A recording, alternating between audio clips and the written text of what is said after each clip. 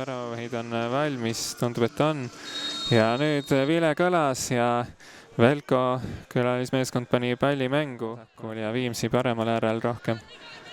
See mäng käinud, nüüd Songisepp saab palli kätte, viga ei ole, sööt Kaskele ja esimene võimalus ja kohe esimene värav 3. minutil juba. Songisepp andis paremalt söödu ja kes see sealt ära lõi. Kohe varsti. Nii taha Lehtmets on praegu paremale äärele liikunud keskelt ja nüüd kaugelt löök ja seal on pall väravas ja suluseisu ei ole, näitab kohtunik ja Oskar Mägi lööb 1-1 juba 12. minutil. Nii et tasus panna. Läbi keskvälja tuuakse pall siia vasakkaitsesse, jälle on ka kõrgele tõusnud, mängib seal kokku Lutsuga. Saab Lutsult söödu tagasi, pall värava ette, päris ohtlik ja sealt tuleb värav. Neville Grimm lööb selle 29.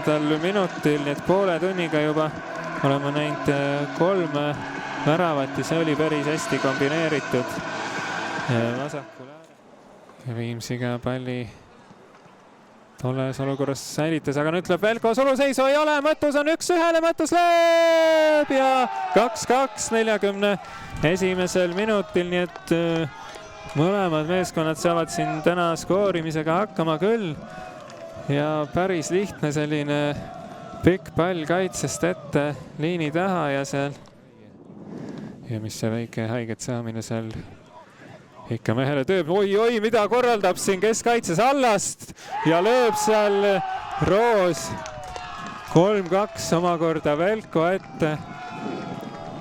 Roos lööb oma mängu teise värava ja 44.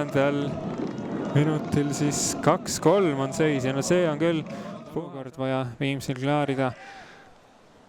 Ja tuleb seal esimese ja teise peapalli võitsid Viimsi mängijad.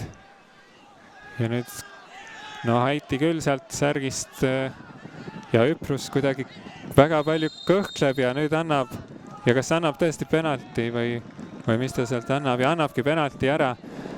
Kuidagi kõhkles seal ja vaatas abikohtuniku otsa ja Teko on 1 penalti sel hooajal löönud ja on eksinud sellel.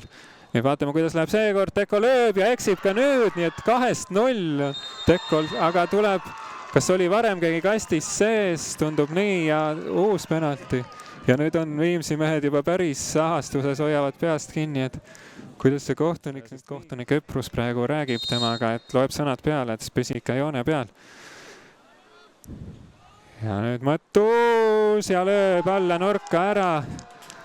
Ja tegi sellise pausi ka ja Nõmm vajus valesse suunda ära ja 4-2 on Velko läinud 90. minutil juhtima ja nüüd paistab seis olevat Artlaste võimalik läbi purjetada ja nüüd Petmanson klaaris väga konkreetselt ära nüüd selline päris ärev tagasisööt ja Nõmm jääb sinna ja nüüd kas tuleb punane kaart ja no Viimsi jaoks kõik läheb aina hullemaks ja Nõmm seal viimase mehena. No see sööt, mis sinna taha tuli, oli ka muidugi väga pehme ja Nõmm üritas seejärel. Ja ongi nüüd läbi 90+8 mängisime kokku ja väga põnev sündmusterohke 6-väravaline mäng. Velko võitis 4-2, Viimsi sai punase, Velko sai lõpus